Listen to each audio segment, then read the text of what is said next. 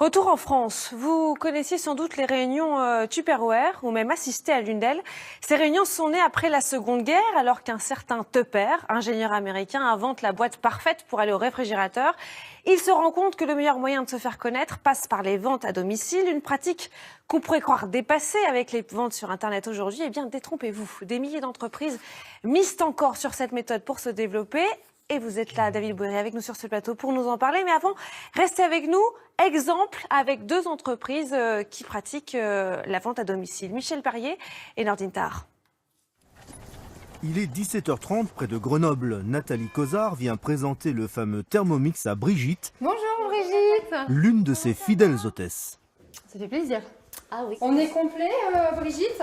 Oui. On n'attend plus personne. Et la meilleure manière d'en parler, c'est de faire la cuisine.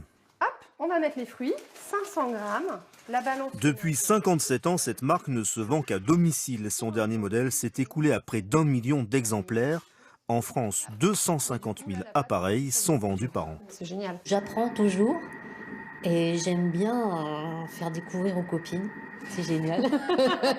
Oui. Le succès du Thermomix, c'est sa vendeuse à domicile. S'il n'y a pas ça, il n'y a pas l'échelon de proximité. Et acheter un tel produit en magasin, je pense que ce ne serait pas du tout le même éclat en l'ayant à la maison, du tout.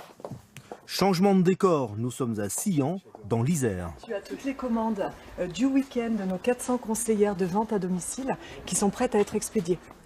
Cette entreprise familiale de vente de chaussures a été sauvée de la faillite par la vente à domicile.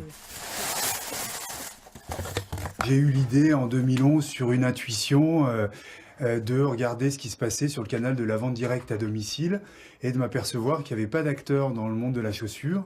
Du coup, on a démarré de zéro. Aujourd'hui, c'est près de la moitié des ventes du groupe et un chiffre d'affaires qui augmente de 50% tous les ans. Les chaussures qui sont vendues par des conseillers comme Axel Martenon, qui ce soir-là, dans un village près de Grenoble, lance sa vente.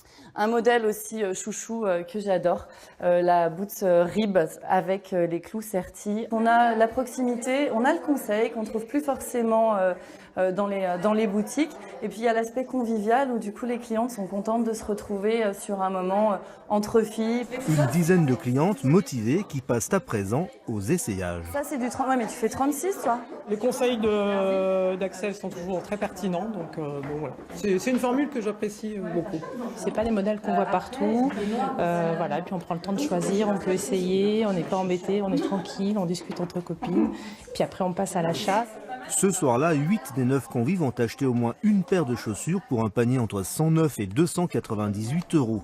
Et pour les 400 conseillers de la marque, cela représente un salaire pouvant aller de 500 à 4 500 € pour un temps complet.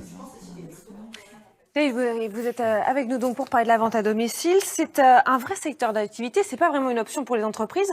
Elles comptent vraiment sur la vente à domicile pour se développer. Oui, c'est même en fait un complément pour de plus en plus d'enseignes traditionnelles. On l'a vu, hein, c'est un outil de distribution à part entière qui présente un avantage, nouer des liens directs avec ses clients. Ce secteur s'adressait autrefois traditionnellement aux ménagères, mais il concerne aussi de plus en plus une clientèle masculine, chez les jeunes comme chez les retraités.